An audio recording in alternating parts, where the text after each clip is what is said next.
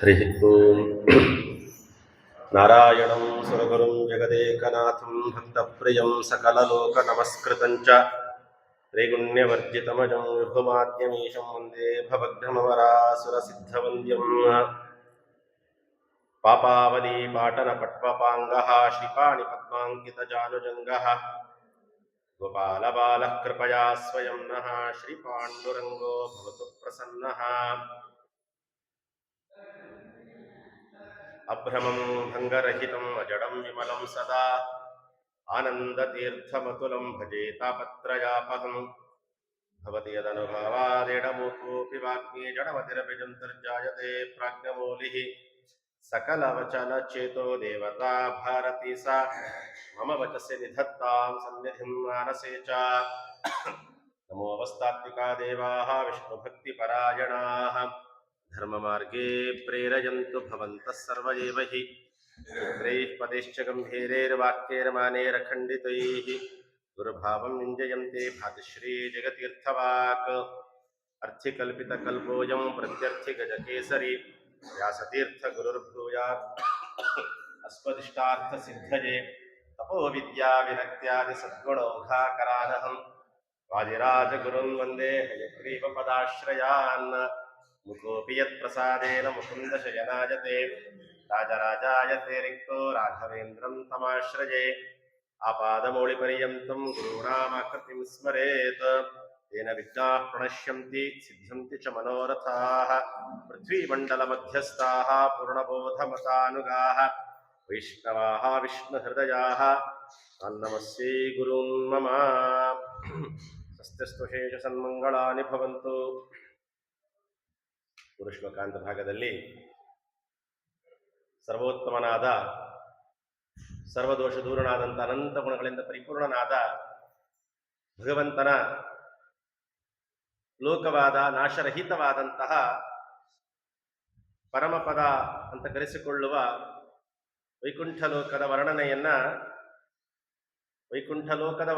ಹೌದು, ವೈಕುಂಠ ನಾಮಕನಾದ ಭಗವಂತನ ವರ್ಣನೆಯೂ ಹೌದು, ಆ ಭಗವಂತನ ವಾಸುದೇವ, ಸಂಕರ್ಷಣ, ಪ್ರದ್ಯುಮ್ನ, ಅನಿರುದ್ಧ ಮೊದಲಾದ ರೂಪಗಳ ಚಿಂತನೆಯೂ ಹೌದು ಅನ್ನೋದನ್ನ ರಾಜರೇ ನಮಗೆ ಈ ಗ್ರಂಥದ ಮುಖಾಂತರ ಬಹಳ ಸುಂದರವಾಗಿ ತಿಳಿಸ್ತಾ ಇದ್ದಾರೆ.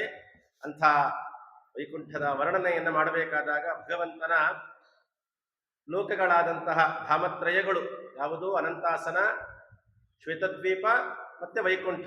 ಭೂಲೋಕದ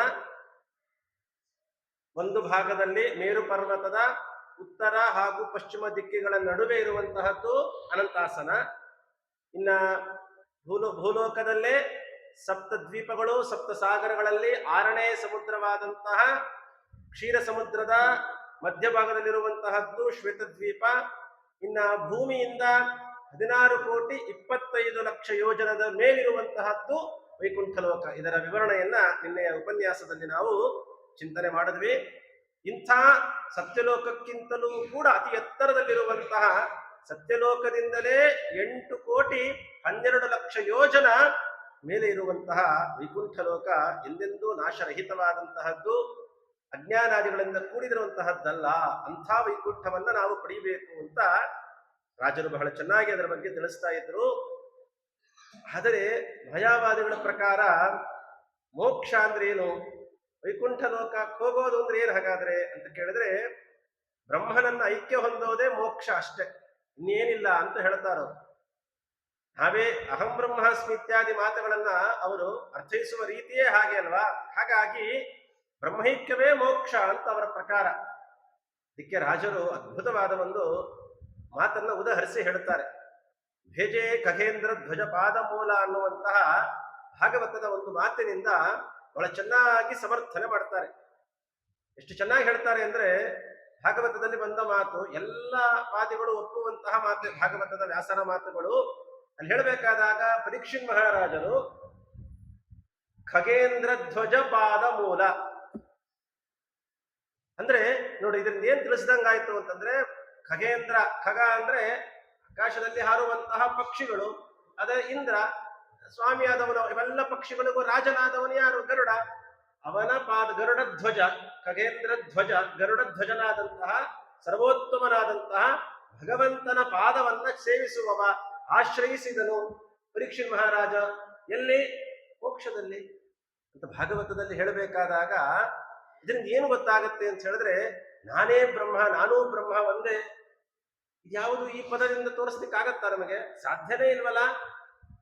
ಭಗವಂತ ನಾನು ಒಂದೇ ಆದ್ರೆ ಭಗವಂತನನ್ನ ಪರೀಕ್ಷಿತ್ ಮಹಾರಾಜ ಸೇವಿಸಿದ ಅನ್ನುವ ಮಾತಲ್ಲಿ ಬರುತ್ತೆ. ಹಾಗಾದ್ರೆ ಪರೀಕ್ಷಿತ್ ಮಹಾರಾಜರು ಭಗವಂತನನ್ನ, ಗರುಡಧ್ವಜನಾದಂತಹ ಭಗವಂತನನ್ನ ಸೇವಿಸ್ತಾ ಇದ್ದಾನೆ, ಆರಾಧಿಸ್ತಾ ಇದ್ದಾನೆ ಎನ್ನುವ ಭಾಗವತದ ಮಾತು ಉದಾಹರಿಸಿ ಹೇಳ್ತಾರೆ.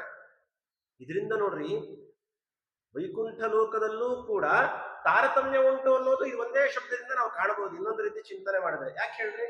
ಖಗೇಂದ್ರ ಧ್ವಜ ಪಾದಮೂಲ, ಖಗ ಮತ್ತೆ ಇಂದ್ರ, ಜೀವ ಜೀವ ಭೇದ ಅಂತ ಆಯ್ತು. ಅನೇಕ ಪಕ್ಷಿಗಳಿದೆ, ಆ ಪಕ್ಷಿಗಳಿಗೊಬ್ಬ ರಾಜ ಇದ್ದಾನೆ.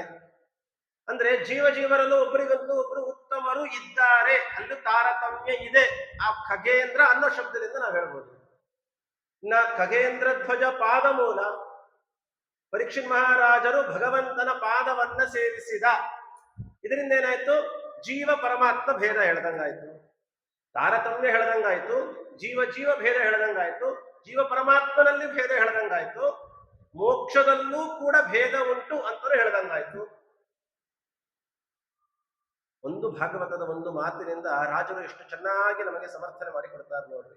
ಇದು ರಾಜರ ಶೈಲಿ. ಅದಕ್ಕೆ ಮಾಯಾವಾದಿಗಳು ಹೇಳಬಹುದು, ಏನ್ ಹೇಳ್ತಾರೆ? ಇಲ್ಲ ಇಲ್ಲ, ಅದು ನಮಗೆ ಅಜ್ಞಾನದಿಂದ ಹಾಗೆ ಕಾಣಿಸ್ತಾ ಇದೆ ಅಷ್ಟೇ. ಅಜ್ಞಾನ ಇರೋದಕ್ಕದು ಬ್ರಹ್ಮೈಕ್ಯವೇ ಮೋಕ್ಷ ನಿಜವಾಗ್ಲೂ ಹೇಳಬೇಕು ಅಂತಿದ್ರೆ. ಈಗ ನೋಡ್ರಿ, ನಾವು ಕಣ್ಣಿನ ಹೀಗೆ ಒತ್ತಿಟ್ಕೊಳ್ರಿ, ಒಬ್ರು ಇಬ್ಬರಾಗಿ ಕಾಣಿಸ್ತಾರೆ ಅಲ್ವಾ? ಒಬ್ರು ಇಬ್ಬರಾಗಿ ಕಾಣಿಸ್ತಾರೆ. ಕಾಣಿಸೋದ್ರಿಂದ ಏನಾಯ್ತು? ಹಾಗಾದ್ರೆ ಅಜ್ಞಾನದಿಂದ ಒಂದೇ, ನಮ್ಮ ಅಜ್ಞಾನದಿಂದ, ಕಣ್ಣಿನ ದೋಷದಿಂದ ಒಂದು ಎರಡರಂತೆ ಹೇಗೆ ಕಾಣಿಸುತ್ತೋ, ನಾವು ಬ್ರಹ್ಮ ಇಬ್ರು ಒಂದೇ, ಪರಬ್ರಹ್ಮ ನಾವು ಎಲ್ಲ ಒಂದೇನೆ. ಆದ್ರೆ ನಮ್ಮ ಅಜ್ಞಾನವೆಂಬ ದೋಷದಿಂದ ನಾವು ಭೇದ ಅಂತ ಕಾಣಿಸತ್ತೆ. ನೋಡ್ರಿ, ನಿಜವಾಗ್ಲೂ ಕೇಳಿದ ತಕ್ಷಣ ಹೌದಲ್ವಾ ಅಂತ ನಮಗೆ ಅನ್ನಿಸ್ಬೇಕು, ಅನಿಸುತ್ತೆ ನಮಗೆ. ಅದಕ್ಕೆ ರಾಜರು ಹೇಳ್ತಾರೆ, ಅಜ್ಞಾನದಿಂದ ಒಂದೆರಡಾಗಿ ಕಾಣಿಸುತ್ತೆ. ಯಾರೋ ಒಬ್ಬ ಇದ್ದಂತೆ, ನನಗೆ ಕಣ್ಣಿನ ದೋಷ ಇತ್ತು ಪಾಪ, ಅವನಿಗೆ ಡಾಕ್ಟರ್ ಹತ್ರ ತೋರಿಸೋಣ ಅಂತ ಹೋದಂತೆ. ಡಾಕ್ಟರ್ನ ಕೇಳ್ತಾನಂತೆ, ಅವನಿಗೂ ಒಬ್ಬೊಬ್ಬರು ಎರಡೆರಡು ತರ ಕಾಣಿಸೋದು ಹೀಗೆಲ್ಲ ಆಗ್ತಿತ್ತಂತ ಅವನಿಗೆ. ಡಾಕ್ಟರ್ ಒಬ್ಬರೇ ಕೂತಿದ್ದಾರೆ ಪಾಪ, ಇವನಿಗೆ ಎರಡೆರಡು ಕಾಣಿಸ್ತಿದ್ದಾರೆ. ಎಲ್ಲಿ ಡಾಕ್ಟರ್ ಇದ್ದಾರೆ ಗೊತ್ತಾಗ್ತಿಲ್ಲ ಅವನಿಗೆ. ಡಾಕ್ಟರ್ ಇಲ್ಲಿ ಕೂತಿದ್ರೆ ಇಲ್ಲಿ ಹೇಳ್ತಾನಂತೆ, ಡಾಕ್ಟ್ರೇ ಯಾಕೋ ಹಿಂಗಿಂಗ್ ಕಾಣಿಸ್ತಾ ಇದೆ ನನಗೆ, ಅದಕ್ಕೋಸ್ಕರ ಏನ್ ಮಾಡ್ಬೇಕು ಡಾಕ್ಟ್ರೇ ಅಂತ ಇಲ್ಲಿ ನೋಡ್ತಿರ್ತಾನೆ. ಈಗ ಡಾಕ್ಟರ್ ಕೇಳ್ತಾನಂತೆ, ನೀನೇನ್ ಕಣ್ಣಿನ ದೋಷ ಅಂತ ಹೇಳ್ತಿದ್ದೀರಾ, ಇದು ನಿನಗ ನಿನಗ ನಿನಗ ಅಂತ ಕೇಳ್ತಾನ. ಡಾಕ್ಟರ್ ಮೂರು ಕಾಣಿಸ್ತಿರ್ತಾನೆ. ಈ ರೀತಿ ಅಜ್ಞಾನಗಳಿತ್ತು ಅಂತಂದ್ರೆ ಅದರಿಂದ ನಮಗೆ ಒಂದು ಎರಡಾಗತ್ತೆ, ಮೂರಾಗತ್ತೆ, ಹೀಗೆಲ್ಲ ಅವಕಾಶ. ಹಾಗಾಗಿ ಇದೆಲ್ಲ ಅಜ್ಞಾನದಿಂದ ಆಗುವಂತಹದ್ದು ಅಂತ ಮಾಯಾವಾದಿಗಳು ಹೇಳಿದ್ರೆ, ಇದಕ್ಕೆ ರಾಜರು ಬಹಳ ಚೆನ್ನಾಗಿ ಅದಕ್ಕೊಂದು ಅದೇ ಭಾಗವತದ ಮಾತನ್ನೇ ನಮಗೆ ಉದಾಹರಿಸ್ತಾರೆ. ಏನ್ ಹೇಳ್ತಾರೆ ಅಂದ್ರೆ, ನಯತ್ರ ಮಾಯಾ ಅನ್ನುವಂತಹ ಶಬ್ದದಿಂದ ಭಾಗವತದಲ್ಲಿ ಬರುವ ಒಂದು ಮಾತು. ಆ ಮಾತಿನಿಂದ ನಮಗೆ ಹೇಳ್ತಾರೆ, ಅಲ್ಲಿ ಎಂದೆಂದೆಂದಿಗೂ ಕೂಡ ಅಜ್ಞಾನವು ಇರುವಾಗ ಸಾಧ್ಯನೇ ಇಲ್ಲ ಮೋಕ್ಷದಲ್ಲಿ.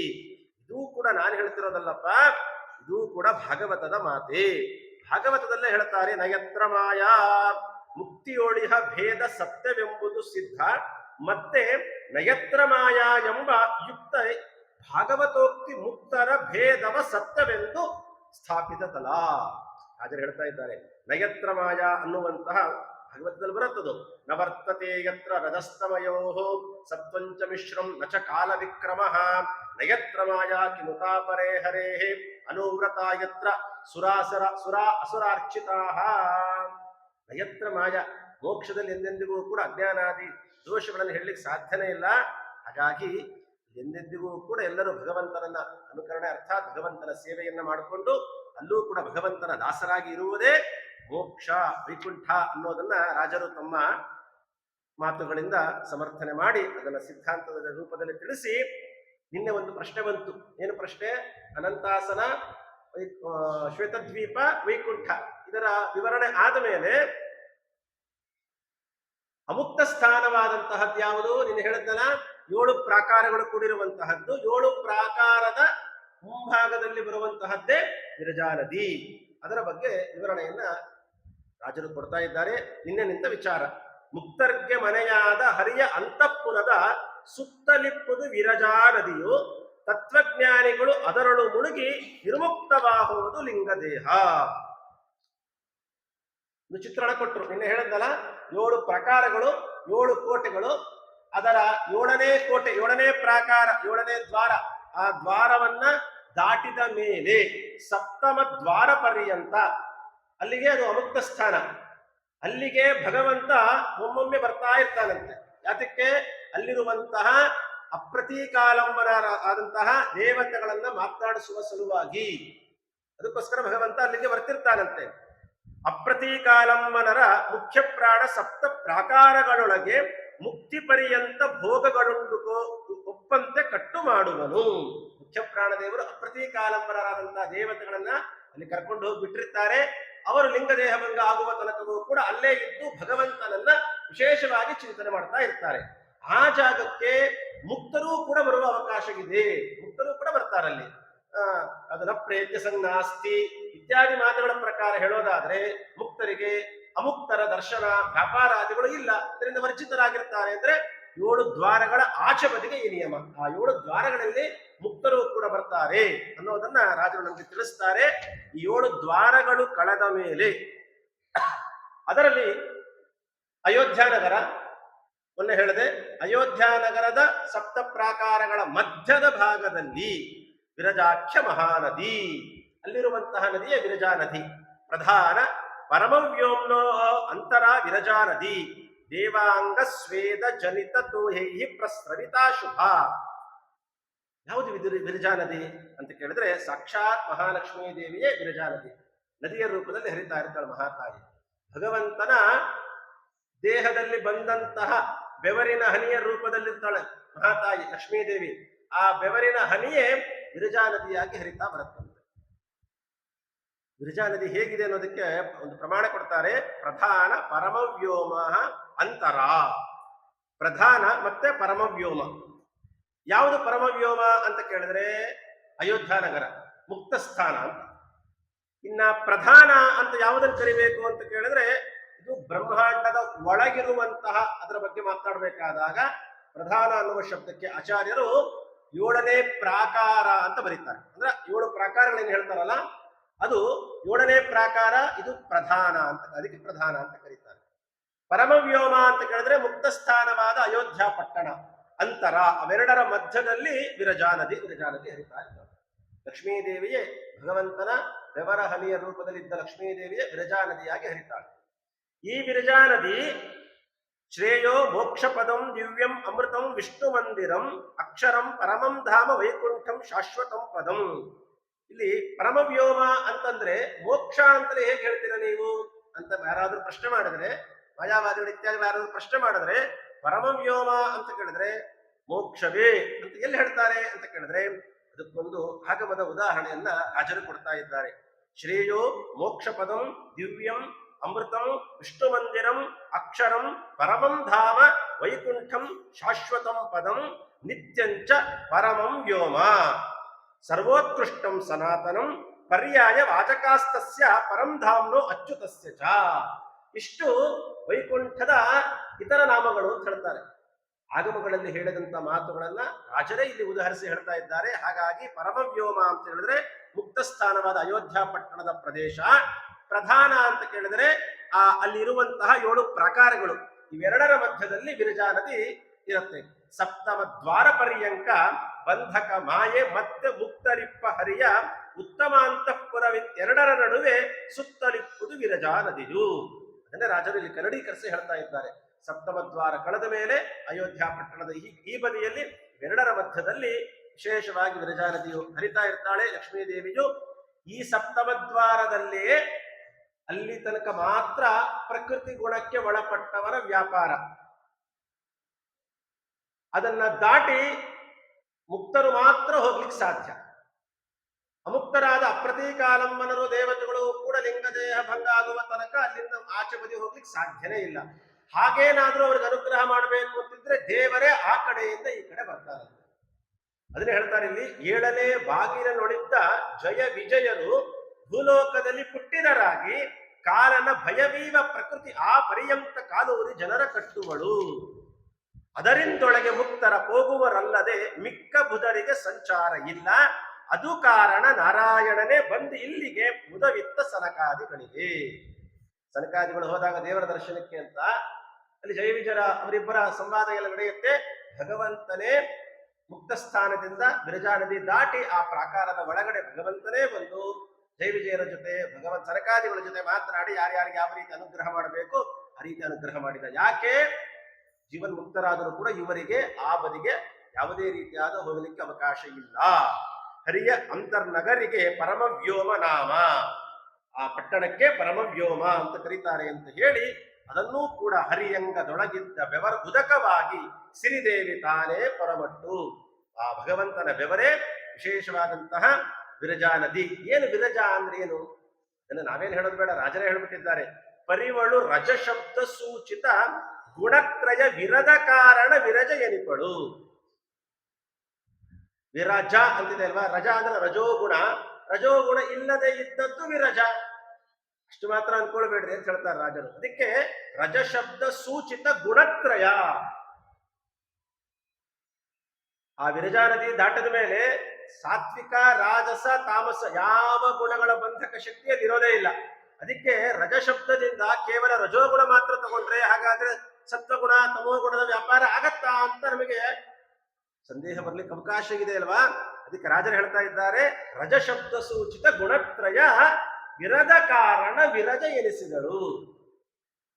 ಅದಕ್ಕೋಸ್ಕರ ಅವಳು ವಿರಜ ಅಂತ ಕರೀತಾರೆ.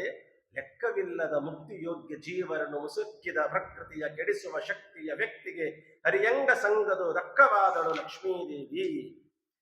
ಆದ್ಮೇಲೆ ಇಂಥ ಮೋಕ್ಷಕ್ಕೆ ಯಾರು ಹೋಗ್ತಾರೆ? ಕೇವಲ ಮನುಷ್ಯರು ಮಾತ್ರ ಹೋಗ್ತಾರಾ ಅಂತ ಪ್ರಶ್ನೆ ಮಾಡಿದರೆ ಇಲ್ಲ ಇಲ್ಲ ಅಂತ ಹೇಳ್ತಾರೆ. ಮತ್ತೆ ಮೋಕ್ಷಕ್ಕೆ ಯಾರು ಬೇಕಾದರೂ ಹೋಗ್ಬೋದು ಅಂದ್ರೆ ಅಭಿಪ್ರಾಯ ಯಾವ ರೂಪದಿಂದ, ಸ್ವರೂಪದಲ್ಲಿ ಯಾರು ಯಾವ ರೂಪದಿಂದ ಇರ್ತಾರೋ, ಪ್ರಾಣಿಗಳ ರೂಪದಲ್ಲಿದ್ರೆ ಆ ಪ್ರಾಣಿಗಳಾಗಿಯೇ, ಮನುಷ್ಯ ರೂಪದಲ್ಲಿ ಅದರಲ್ಲೂ ಪುರುಷರಾಗಿದ್ರೆ ಪುರುಷ, ಸ್ತ್ರೀಯರಾಗಿದ್ರೆ ಸ್ತ್ರೀ. ಅದನ್ನೇ ಹೇಳ್ತಾರೆ, ವಿರಜಯೊಳಗಣ ಪಟ್ಟಣದೊಳು ಮುಕ್ತರು ವಿರಂಚಾದಿ ಸುರರು ಮಾನವರು ತರು ಪಕ್ಷಿ ಮೊದಲಾದ ನಾನಾ ಜಾತಿಯ ಹರಿವರ ಪ್ರಭೆ ತೂಕಿಂಬ ಕೊಡದು ಜಾತಿಹೀನರೆಂದು ನಿರಾಕರಿಸದಿರಿ. ಶ್ರೀಪತಿ ಮತ್ಸ್ಯಕೂರ್ಮದಾಕೃತೆಯಿಂದ ವಿಖ್ಯಾತನಾಗಿರನೇ ಬಲ್ಲವರು ಆ ರೂಪಗಳ ಓತುವನ್ನು ಸಿತುತಿಸುವರು. ಅಂದ್ರೆ ಕೇವಲ ಮನುಷ್ಯರು ಮಾತ್ರ ಮೋಕ್ಷವನ್ನ ಪಡೀತಾರೆ, ಮನುಷ್ಯ ರೂಪದಿಂದ ಜೀವರಾಶಿಗಳು ಮನುಷ್ಯ ರೂಪದಿಂದ ಮಾತ್ರ ಅಲ್ಲಿರ್ತಾರೆ, ಅಂಥವರಿಗೆ ಮಾತ್ರ ಮೋಕ್ಷ, ಈ ರೀತಿ ನಿಯಮ ಇದೆ ಅಂತ ಅನ್ಕೊಳ್ಬೇಡ್ರಿ.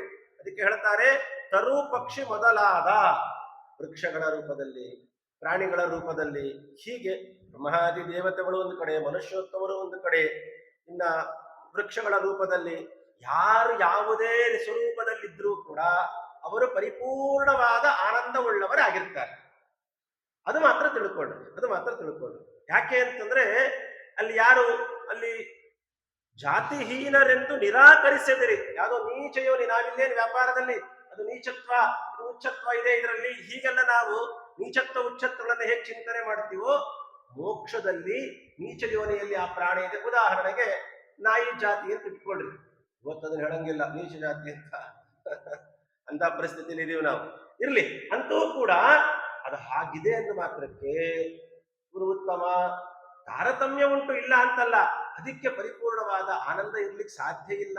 ಹಾಗೆಲ್ಲ ಹೇಗೆ ಹೋಗ್ಲಿಕ್ಕೆ ಸಾಧ್ಯ? ಇಂಥ ಅನುಮಾನಗಳಿದ್ರೆ ರಾಜರು ಹೇಳ್ತಾ ಇದ್ದಾರೆ, ಸ್ವರೂಪದಲ್ಲಿ ಯಾರು ಯಾವ ರೂಪದಿಂದ ಇರ್ತಾರೋ ಅವರ ಸ್ವರೂಪ ದೇಹದಿಂದಲೇ ಅವರು ಉತ್ತಮವಾದ ಪರಿಪೂರ್ಣವಾದ ಆನಂದದ ಆವಿರ್ಭಾವವೇ ಮೋಕ್ಷ.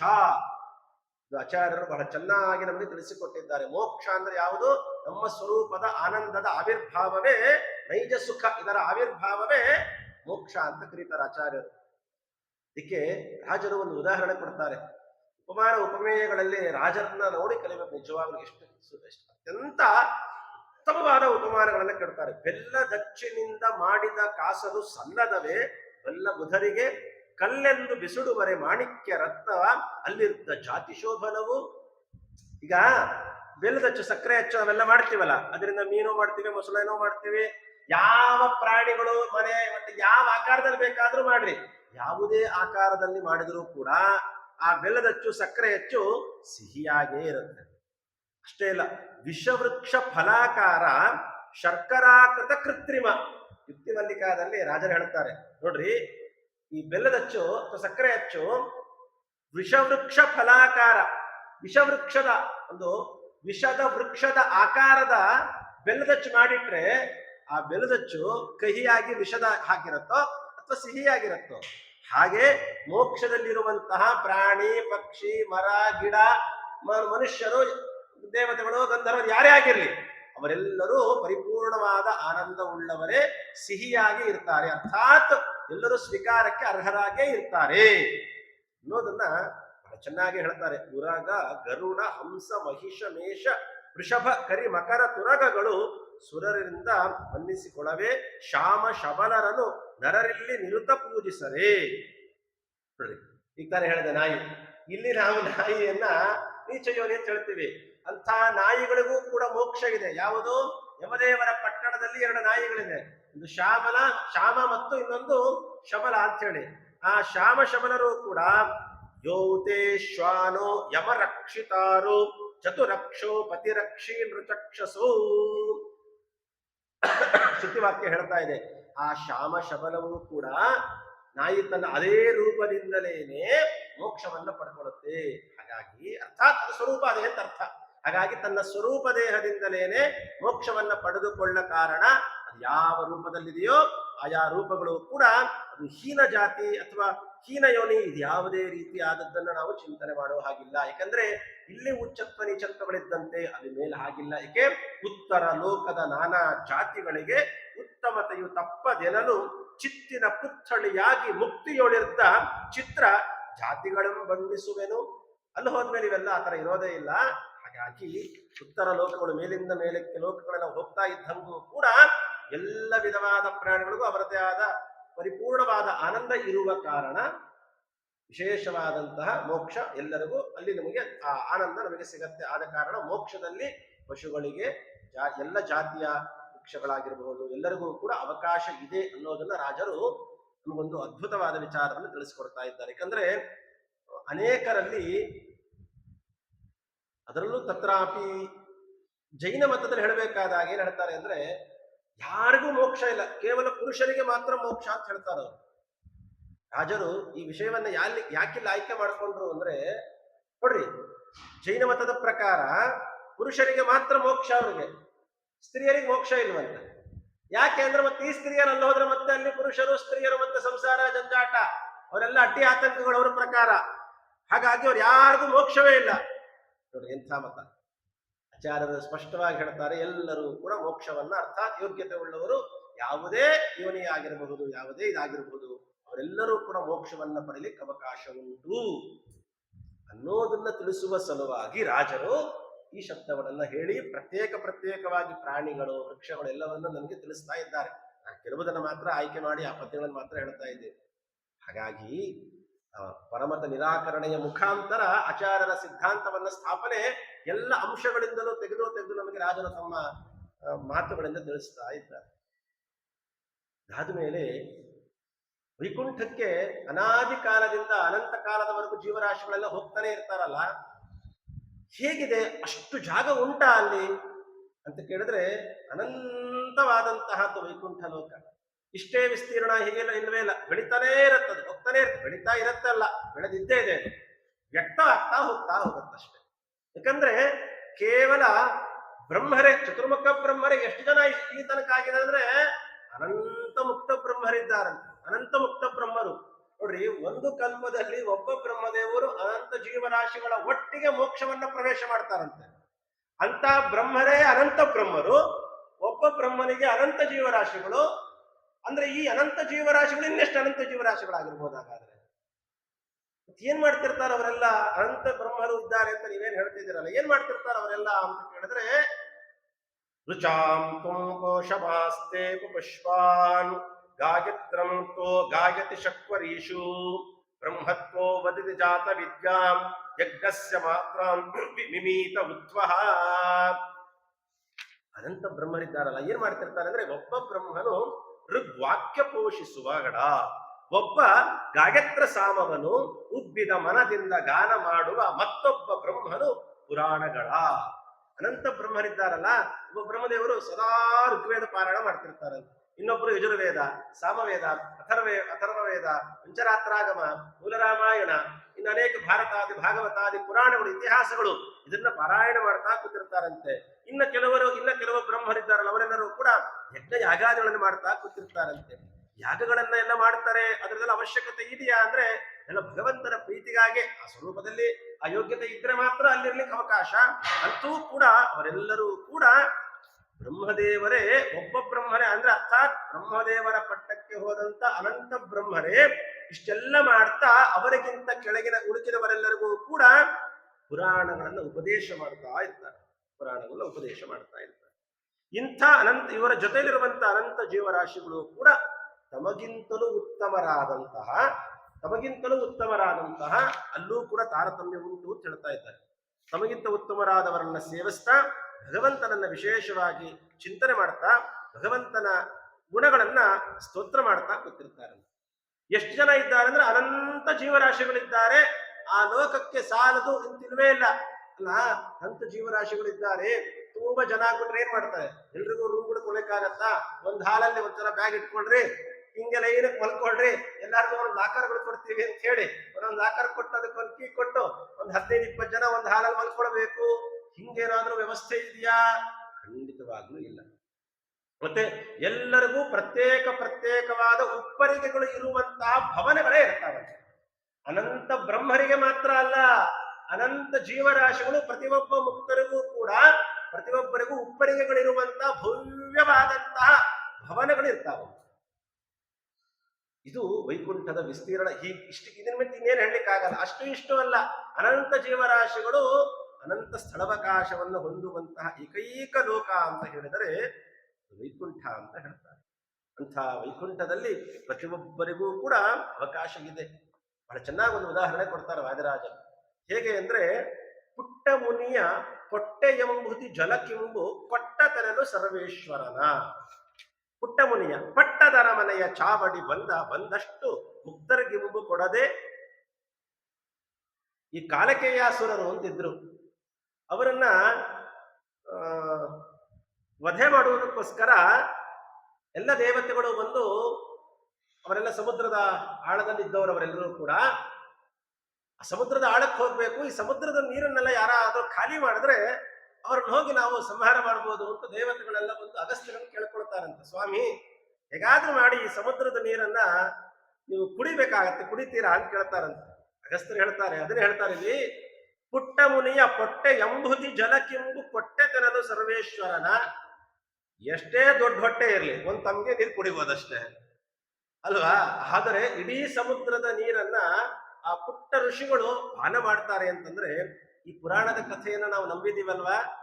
ಒಬ್ಬ ಅಗಸ್ತ್ಯರಿಗೆ ಈ ಸಾಮರ್ಥ್ಯ ಇದೆ ಅನ್ನೋದಾದ್ರೆ, ಆ ಪುಟ್ಟ ಹೊಟ್ಟೆಯಲ್ಲೇ ಇಷ್ಟೆಲ್ಲ ಸ್ಥಳಕ್ಕೆ ಅವಕಾಶ ಆಗತ್ತೆ ಅನ್ನೋದಾದ್ರೆ, ಪಟ್ಟವರ ಅರಮನೆಯ ಚಾವಡಿ ಬಂದಷ್ಟು ಮುಕ್ತರಿಗಿಂಬು ಕೊಡದೆ ಲಕ್ಷ್ಮಾತ್ಮಕವಾದಂತಹ ವೈಕುಂಠ ಲೋಕದಲ್ಲಿ ಅಂಥ ಅನಂತ ಜೀವರಾಶಿಗಳು ಇದ್ದಾರೆ ಅಂದ್ರೆ ಅದೇನು ಮಹಾ ಆಶ್ಚರ್ಯ ಅಂತ ಕೇಳ್ತೀರಾ?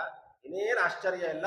ಅನಂತ ಸ್ಥಳ ಇರುವಂತಹದ್ದು ವೈಕುಂಠ ಲೋಕ. ಒಂದೊಂದು ಕಲ್ಪದಿ ಮುಕ್ತರಾದ ಆಗ್ಲೇ ಹೇಳಿದ ವಾದಿರಾಜರು ಪುರಾಣದ ಕಥೆಗಳನ್ನ, ವ್ಯಾಸರ ಮಾತುಗಳನ್ನ, ಆಚಾರ್ಯರ ಮಾತುಗಳನ್ನ, ಶ್ರುತಿವಾಕ್ಯಗಳನ್ನ, ಶ್ರುತಿ ಪುರಾಣಗಳ ಮಥಿಸಿ ಮೇಲಣ ಅಂತ ಹೇಳ್ತಾರಲ್ಲ ಮಂಗಳಾಚರಣೆಯಲ್ಲಿ, ಅದಕ್ಕೆ ಎಲ್ಲದನ್ನೂ ಕೂಡ ಸಂಗ್ರಹ ಮಾಡಿ ಕೊಟ್ಟಿದ್ದಾರೆ ರಾಜರು. ನಮಗೆ ಪುರಾಣದ ಕಥೆ ತಗೊಂಬಂದಿಟ್ರು. ನಮಗೊಂದು ಊಹೆ ಬರಬೇಕಲ್ಲ, ಹೇಗೆ ಅಂದ್ರೆ, ಪುಟ್ಟ ಹೊಟ್ಟೆ ಒಳಗಡೆ ಇಡೀ ಸಮುದ್ರದ ನೀರು ಹೋಯ್ತು ಅಂದ್ರೆ ನಂಬ್ತೀವಲ್ವ ನಾವು? ಅದೇ ರೀತಿಯಾಗಿ ವೈಕುಂಠ ಬಹಳ ದೊಡ್ಡದಾದಂತಹ ಲೋಕ, ಅಲ್ಲಿ ಅನಂತ ಜೀವರಾಶಿಗಳು ಇದ್ದಾರೆ ಅಂದ್ರೆ ಅದೇನ್ ಮಹಾ ಆಶ್ಚರ್ಯ, ಇನ್ನೇನು ಆಶ್ಚರ್ಯ ಇಲ್ಲ ಅಂತ ಹೇಳ್ತಾರೆ. ಇದು ವಿಶೇಷವಾಗಿ ಇಷ್ಟು ತಿಳಿಸಿ, ಇಂಥ ಮೋಕ್ಷಕ್ಕೆ ಹೋಗ್ತಾರಲ್ಲ ಅದರಲ್ಲಿ ಪ್ರಧಾನವಾದ 4 ಘಟ್ಟಗಳನ್ನು ನಮಗೆ ತಿಳಿಸಿಕೊಡ್ತಾರೆ. ಪ್ರಧಾನವಾದ 4 ಬಗೆಗಳನ್ನು ಹೇಳ್ತಾರೆ. ಯಾವ್ದಾವ್ದು ಆ ಬಗೆಗಳು ಅಂತ ಹೇಳಿದ್ರೆ, ಸಾಯುಜ್ಯ ಸಾಲೋಕ್ಯ ಸಾಮೀಪ್ಯ ಸಾರೂಪ್ಯಯ ಇಂದ ಚತುರ್ವಿಧ ಮುಕ್ತಿಯೊಳು ಹೇಯ ಲಿಂಗ ದೇಹ ಪೋದ ಮೇಲವರವರ ಸ್ವಯೋಗ್ಯತೆಗಿಂದೊಪ್ಪುವುದು ಗಡ. 4 ಬಗೆ ಮೋಕ್ಷದಲ್ಲಿ. ಒಂದು ಸಾಯುಜ್ಯ, ಇನ್ನೊಂದು ಸಾಲೋಕ್ಯ, ಸಾಮೀಪ್ಯ, ಸಾರೂಪ್ಯ. ತಾರತಮ್ಯೋಕ್ತವಾಗೇ ಹೇಳಿದ್ದಾರೆ. ಪ್ರಧಾನವಾದದೆಲ್ಲದಕ್ಕಿಂತಲೂ ಸಾಯುಜ್ಯ, ಅದಕ್ಕಿಂತಲೂ ಕೆಳಗಿನದ್ದು ಸಾಲೋಕ್ಯ, ಅದಾದ್ಮೇಲೆ ಸಾಮೀಪ್ಯ, ಸಾರೂಪ್ಯ. ಇನ್ನೂ ಒಂದಿದೆ, ಐದನೇದು ಸಾರ್ಷ್ಟಿ ಅಂತಿದೆ. ಅದನ್ನ ಅವರ ರಾಜರು ಇಲ್ಲಿ ತಗೊಂಡಿಲ್ಲ, ಅದು ನಮಗೆ ಇಲ್ಲ. ಋಷಿಗಳ ವಿಚಾರದಲ್ಲಿ ಅದನ್ನ, ಬ್ರಹ್ಮದೇವರ ವಿಚಾರದಲ್ಲಿ ಅದನ್ನ ಉಲ್ಲೇಖ ಮಾಡ್ತಾರೆ, ಸಾರ್ಷ್ಟಿ. ಹಾಗಾಗಿ ಪ್ರಧಾನವಾದ 4 ಬಗೆಯನ್ನ ಇಲ್ಲಿ ರಾಜರು ಅನುವಾದ ಮಾಡ್ತಾ ಇದ್ದಾರೆ. ಶ್ರೀಕಾಂತ ನಂಗವ ಮುಟ್ಟಿಕೊಂಡಿಪ್ಪುದೇ ಬೇಕಾದ ಸಾಯುಜ್ಯ ಮುಕ್ತಿ. ಸಾಯುಜ್ಯ ಮುಕ್ತಿ ಅಂದ್ರೆ ಏನು ಗೊತ್ತಾ? ಇದು ಕೇವಲ ದೇವತೆಗಳಿಗೆ ಮಾತ್ರ ಆಗುವಂತಹ ಮುಕ್ತಿ. ಸಾಯುಜ್ಯ ದೇವತೆಗಳಿಗೆ ಮಾತ್ರ. ಹೇಗೆ ಅಂದ್ರೆ, ಸಾಯುಜ್ಯ ಅಂದ್ರೆ ಭಗವಂತನ ಅಂಗಗಳನ್ನೇ, ಅವನ ಅವಯವಗಳನ್ನೇ, ಅವನ ಜೊತೆಯಲ್ಲೇ, ಅವನ ಅವಯವಗಳಲ್ಲೇ ಆಶ್ರಯ ಮಾಡಿಕೊಂಡಿರೋದೇ ಮುಕ್ತಿ. ಆ ಮುಕ್ತಿಗೆ ಸಾಯುಜ್ಯ ಅಂತ ಕರೀತಾರೆ. ಶ್ರೀಕಾಂತನ ಅಂಗವ ಮುಟ್ಟಿಕೊಂಡಿಪ್ಪುದೇ ಬೇಕಾದ ಸಾಯುಜ್ಯ ಮುಕ್ತಿ. ಅದಕ್ಕೆ ಕೆಲವರು ಸಾಯುಜ್ಯ ಮುಕ್ತಿ ಅಂತ ಹೇಳಿದ್ರೆ ಬೇರೆ ರೀತಿಯಾಗಿ ಹೇಳ್ತಾರೆ, ಕುಚೋದ್ಯ ಮಾಡ್ತಾರೆ. ಕುಚೋದ್ಯ ಅಗ್ರದ ಪದ್ಯಾರ್ಥಿ ದೃಶ್ಯಮರ್ಥಂ ನ ಪಶ್ಯತಿ ಕಿಂ ಯೋಗಾರ್ಥಕ ಧಾತೂತ್ಥಾಂ ಸಾಯುಜ್ಯಾಖ್ಯಾಂ ವಿದುಃಖಲಾಹ. ಸಾಯುಜ್ಯ ಅಂದ್ರೆ ಏಕತ್ವ ಅಂತ ಕೆಲವರು ಅರ್ಥ ಬರೀತಾರೆ. ಸಾಯುಜ್ಯ ಮೋಕ್ಷ ಅಂದ್ರೆ ಏಕತ್ವ ಆಗೋದು ಅಂತ. ಆಗಲೇ ಹೇಳಿದ ಹಾಗೆ ಬ್ರಹ್ಮನ ಐಕ್ಯ ಹೊಂದೋದು ಅಂತ ಅರ್ಥ. ಸಾಯುಜ್ಯವನ್ನ ಪಡೆದರು ಅಂತಂದ್ರೆ ಏಕತ್ವ ಅಂತ ಅರ್ಥ ಅಂತ ಹೇಳ್ತಾರೆ. ಇದಕ್ಕೆ ರಾಜರು ಅಂತಿದ್ದಾರೆ, ತತ್ವದ ವಿಚಾರ, ಬ್ರಹ್ಮಸೂತ್ರಗಳು, ವೇದಗಳು ಅದೆಲ್ಲ ಬಿಟ್ಬಿಡಪ್ಪ. ಸಾಯುಜ್ಯ ಅನ್ನೋ ಶಬ್ದ ಏನ್ ಅರ್ಥ ಹೇಳ್ತಾ ಇದೆ ಯೋಚನೆ ಮಾಡು. ಸಾಯುಜ್ಯ ಅನ್ನುವ ಶಬ್ದ ಏನ್ ಹೇಳ್ತಾ ಇದೆ? ಯುಂಗ್ ಧಾತು, ಯೋಗ ಅನ್ನುವ ಶಬ್ದದ ಅರ್ಥವನ್ನ ಕೊಡ್ತಾ ಇದೆ. ಆ ಶಬ್ದ ಯೋಗ ಅನ್ನುವ ಅರ್ಥವನ್ನ ಕೊಡ್ತಾ ಇದೆ. ಯುಂಗ್ ಧಾತುವಿಗೆ ಯೋಗ ಅಂತ ಅರ್ಥ. ಈ ಕುಜನರೆಂಬ ಐಕ್ಯವ ಯುಜಿರ್ ಯೋಗೆ ಎಂಬ ವ್ಯಾಕರಣೋಕ್ತಿಯೇ ಬಿಡಿಸಿತಲ್ಲ. ನೋಡ್ರಿ, ರಾಜರು ಹೇಳ್ತಾ ಇದ್ದಾರೆ, ವೇದ ಹೇಳ್ತು, ಉಪನಿಷತ್ತುಗಳು ಹೇಳ್ತು, ಪುರಾಣಗಳು ಹೇಳ್ತು, ಬಿಟ್ಬಿಡು. ಸಾಯುಜ್ಯ ಅನ್ನುವ ಶಬ್ದ ಯಾವ ಧಾತುವಿನಿಂದ ಹೊರಟಿದೆ? ಯುಜಿರ್ ಯೋಗೆ ಅನ್ನುವ ಧಾತುವಿನಿಂದಲೇ ಸಾಯುಜ್ಯ ಪದ ಬಂದಿರೋದು. ವ್ಯಾಕರಣದ ಪ್ರಕಾರ ಯೋಗ ಅಂತಂದ್ರೆ ಸಂಬಂಧ, ಸಂಧಾನ ಆಗುವಂತಹದ್ದು, ಅರ್ಥಾತ್ ಸೇರುವಂತಹದ್ದು. ಅದು ಬಿಟ್ಬಿಟ್ಟು ಅವನು ಇವನೇ ಆದ, ಇವನು ಅವನೇ ಆದ ಅಂತ ಶಬ್ದದಲ್ಲೇ ಅರ್ಥ ಇಲ್ಲ. ಇನ್ನೇನು ಹೇಳ್ತೀಯ ನೀನು? ವ್ಯಾಕರಣ ಪ್ರಕಾರನೂ ಕೂಡ್ತಾ ಇಲ್ಲ, ಪುರಾಣಗಳು ಪ್ರಮಾಣಗಳು ಬಿಟ್ಬಿಡು ನೀನು. ವ್ಯಾಕರಣದಿಂದಲೂ ಕೊಡೋದಿಲ್ವಲೋ, ಅದಕ್ಕೆ ಕುಚೋದ್ಯ ಮಾಡುವವರೆಗೆ ಈ ಉತ್ತರ ಅಂತ ಹೇಳ್ತಾ ಇದ್ದಾರೆ ರಾಜರು. ಚೆನ್ನಾಗಿ ಹೇಳ್ತಾರೆ ನೋಡ್ರಿ. ಹಾಗಾಗಿ ಸಾಯುಜ್ಯ ಅಂದ್ರೆ ಯುಜುರ್ ಯೋಗಿ, ಯುಜು ಧಾತುವಿಗೆ ಯೋಗ ಅಂತಲೇ ಅರ್ಥ. ಭಗವಂತನ ಅವಯವದ ಸಂಬಂಧದ ಆ ಯೋಗ ದೇವತೆಗಳಿಗೆ ಆಗತ್ತೆ ಅನ್ನುವ ಕಾರಣದಿಂದಲೇನೆ ಸಾಯುಜ್ಯ ಪದವಿ. ಸಾಯುಜ್ಯ ಮೋಕ್ಷ ಅಂದ್ರೆ ದೇವತೆಗಳಿಗೆ. ಹರಿಯ ಅಂಗವ ಆಶ್ರಯಿಸಿ ಇಲ್ಲಿಪ್ಪ ದೇವರು ಪರಗತಿಯಾದ ಮೇಲೆ ಮುಕ್ತಿಯೊಳು ತೆರೆ ತೆರದಲ್ಲಿ ಹರಿಮೂರ್ತಿಯಲ್ಲಿ ಹರಾಗಿ ಪರಿಸುರರೆ ಸಾಯುಜ್ಯಕ್ಕೆ ಅರ್ಹರು. ಹೇಗೆ ಅವಯವಗಳನ್ನು ಆಶ್ರಯ ಮಾಡ್ತಾರೆ ದೇವತೆಗಳು ಅಂತ ಹೇಳ್ತಿರಲ್ಲ, ಹೇಗೆ ಆಶ್ರಯ ಮಾಡ್ತಾರೆ ಅಂತಂದ್ರೆ ಏನಿಲ್ಲ, ಭಗವಂತನ ಯಾವ ಯಾವ ಅವಯವಗಳಿಂದ ಯಾವ ಯಾವ ದೇವತೆಗಳು ಅವತಾರ ಮಾಡಿದ್ರು. ಮೋಕ್ಷಕ್ಕೆ ಹೋಗೋಕ್ಕಿಂತ ಇನ್ನೂ ಅಮುಕ್ತ ಇದರಲ್ಲೇ, ಸಂಸಾರದ ಅವಸ್ಥೆಯಲ್ಲೇ, ಈ ಸಂದರ್ಭದಲ್ಲೇ ಯಾವ ಯಾವ ದೇವತೆಗಳು ಭಗವಂತನ ಯಾವ ಯಾವ ಅವಯವಗಳನ್ನು ಆಶ್ರಯ ಮಾಡಿಕೊಂಡಿದ್ದಾರೆ. ಉದಾಹರಣೆಗೆ ಸೂರ್ಯಚಂದ್ರರು ಭಗವಂತನ ಕಣ್ಣುಗಳಲ್ಲಿದ್ದಾರೆ ಅಂತ ನಾವೇನ್ ಹೇಳ್ತೀವಲ್ಲ, ಇಲ್ಲಿ ಮಾತ್ರ ಅಲ್ಲ, ಮೋಕ್ಷದಲ್ಲೂ ಕೂಡ ಅವರಿಗೆ ಸಾಯುಜ್ಯ ಮೋಕ್ಷವೇ. ಆ ಸಾಯುಜ್ಯ ಮೋಕ್ಷದಲ್ಲಿ ಭಗವಂತನ ಅವಯವ ಯಾವುದು? ಭಗವಂತನ ಕಣ್ಣುಗಳಲ್ಲೇ ಇರ್ತಾರೆ. ಆ ಅಂಗ ಸಂಗವನ್ನೇ ಪಡ್ಕೊಳ್ತಾ ಅಲ್ಲೇ ಇರ್ತಾರಂತೆ. ಅದಕ್ಕೇನೆ ಮಹಾಪ್ರಳಯ ಕಾಲದಲ್ಲಿ ಬ್ರಹ್ಮದೇವರು ಎಲ್ಲರನ್ನು ಕೂಡ ಕರ್ಕೊಂಡು ಭಗವಂತನ ಉದರದ ಒಳಗೆ ಹೋಗ್ತಾರೆ ಅಂತ ಹೇಳುವ ಕಾಲಕ್ಕೆ ಭಗವಂತನನ್ನ, ಎಲ್ಲ ಜೀವರ, ಅನಂತ ಜೀವರಾಶಿಗಳನ್ನ ಕರ್ಕೊಂಡು ಬ್ರಹ್ಮದೇವರು ಭಗವಂತನ ಉದರದೊಳಗೆ ಹೋಗ್ಬೇಕಾದಾಗ ಭಗವಂತನ ಅವಯವಗಳಲ್ಲಿರುವ ದೇವತೆಗಳನ್ನು ಕರ್ಕೊಂಡು ಉದರದೊಳಗೆ ಹೋಗ್ತಾರಂತೆ. ಭಾಷ್ಯದಲ್ಲಿ ಬರುತ್ತೆ, ಭಗವಂತನ ಅವಯವಗಳಲ್ಲಿರುವಂತ ಎಲ್ಲ ದೇವತೆಗಳನ್ನು ಕೂಡ ಕರ್ಕೊಂಡು, ಯಾಕಂದ್ರೆ ಆ ದೇವತೆಗಳನ್ನು ಕೂಡ ಕರ್ಕೊಂಡೇ ಹೋಗ್ತಾರಂತೆ. ಯಾತಕ್ಕೆ ಅಂದ್ರೆ ಮಹಾಪ್ರಳಯ ಅನ್ನುವಂತಹದ್ದು ಲಕ್ಷ್ಮೀನಾರಾಯಣರಿಗೆ ಅದೊಂದು ರಾತ್ರಿ ಕಾಲ. ಆ ಸಂದರ್ಭದಲ್ಲಿ ಲಕ್ಷ್ಮೀದೇವಿಯರು ಭಗವಂತನನ್ನ ಆಲಿಂಗನಾದಿಗಳು ಮಾಡುವಾಗ, ಚುಂಬನಾದಿಗಳನ್ನು ಮಾಡಬೇಕಾದಾಗ, ಇಲ್ಲಿ ಆ ದೇವತೆ ಇದ್ದಾನೆ, ಸೂರ್ಯ ಇದ್ದಾನೆ, ವರುಣ ಇದ್ದಾನೆ, ಚಂದ್ರ ಇದ್ದಾನೆ, ಹೀಗೆಲ್ಲ ಇತ್ತು ಅಂತಂದ್ರೆ ಹಾಗೆಲ್ಲ ಆಗೋದಿಲ್ಲ. ಭಗವಂತ ಹೇಳ್ತಾನೆ ಎಲ್ಲರನ್ನು ಕರ್ಕೊಂಡು ಒಳಗೆ ಹೋಗ್ರಿ ಬ್ರಹ್ಮದೇವರೇ ಅಂತ ಹೇಳ್ತಾರಂತೆ.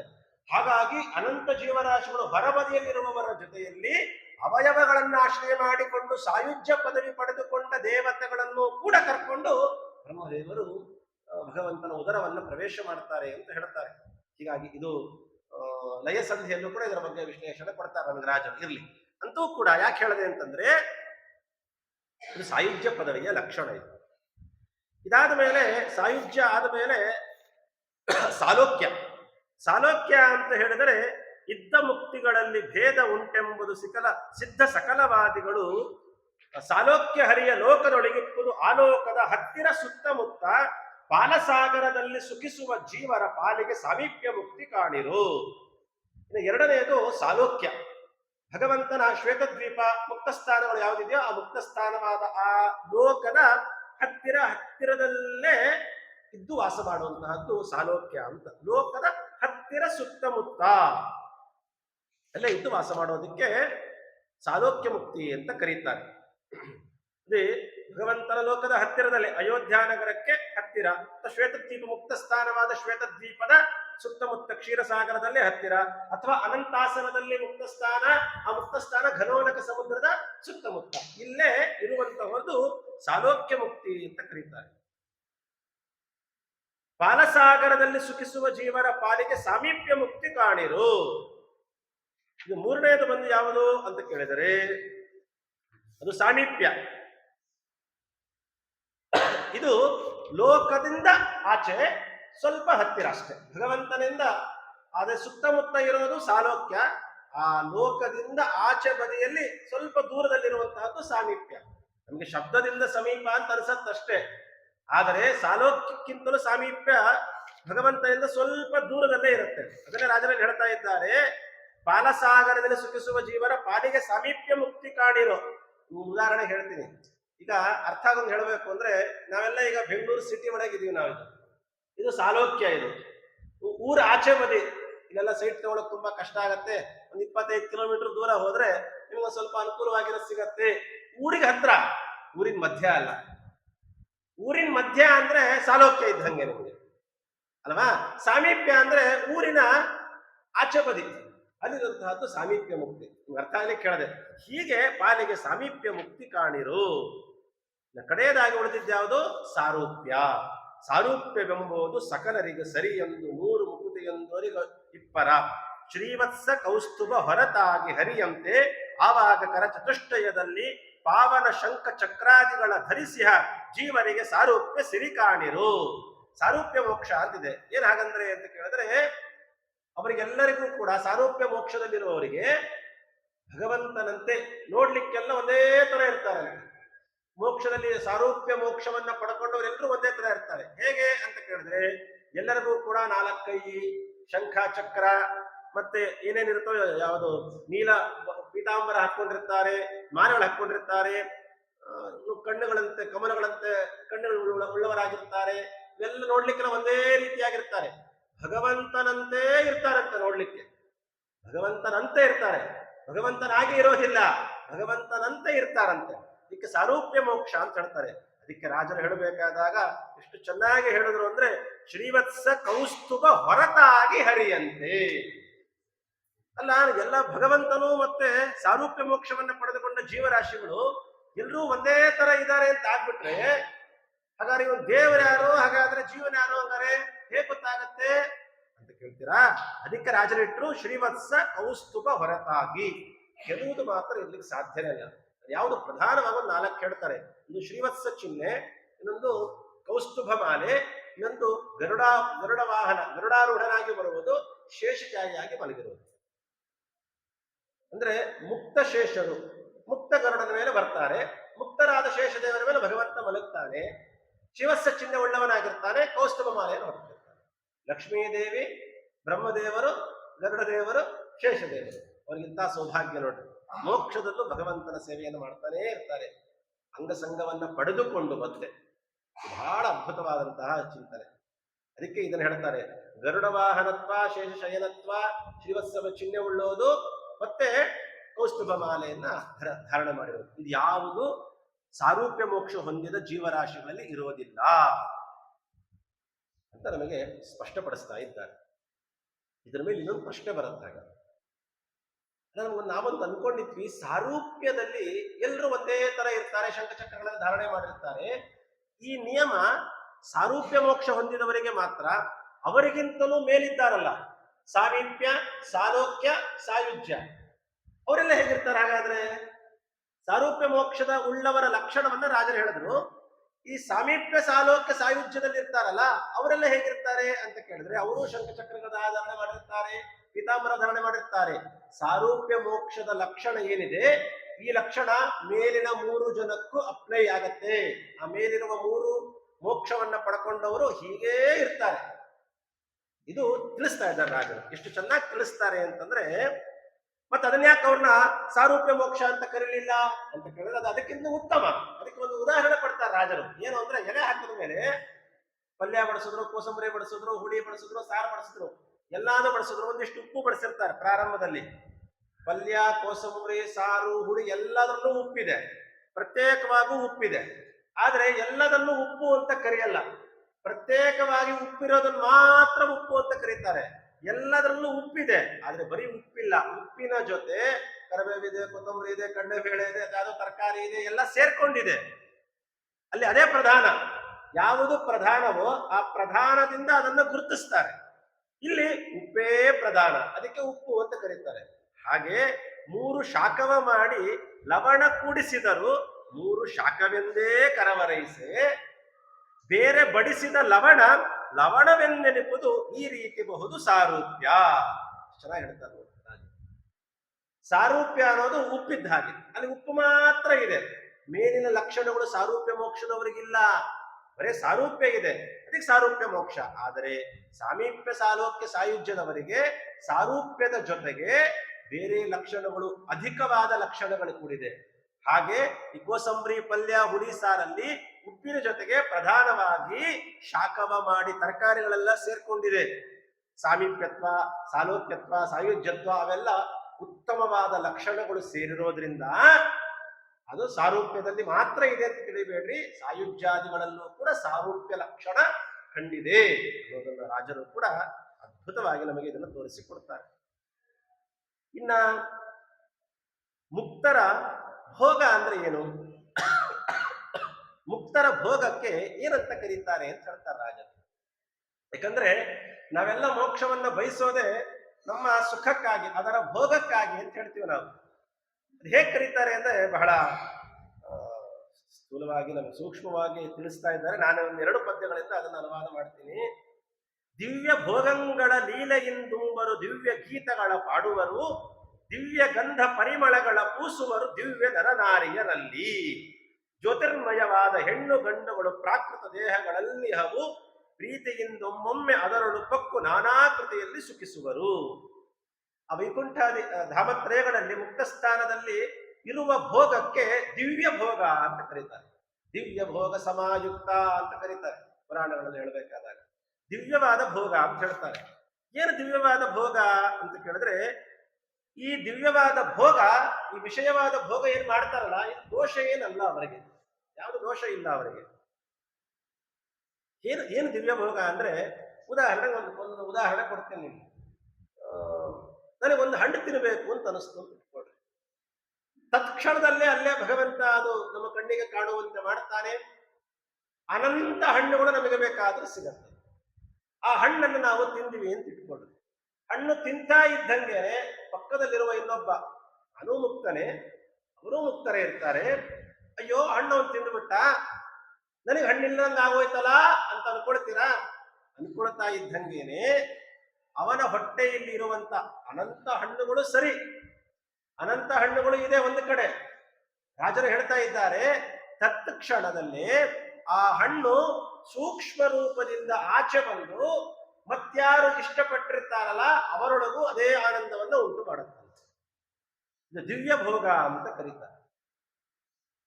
ಇದಕ್ಕೊಂದು ಉದಾಹರಣೆ ಕೊಡ್ತಾರೆ. ಏನು ಉದಾಹರಣೆ ಕೊಡ್ತಾರೆ ಅಂದ್ರೆ,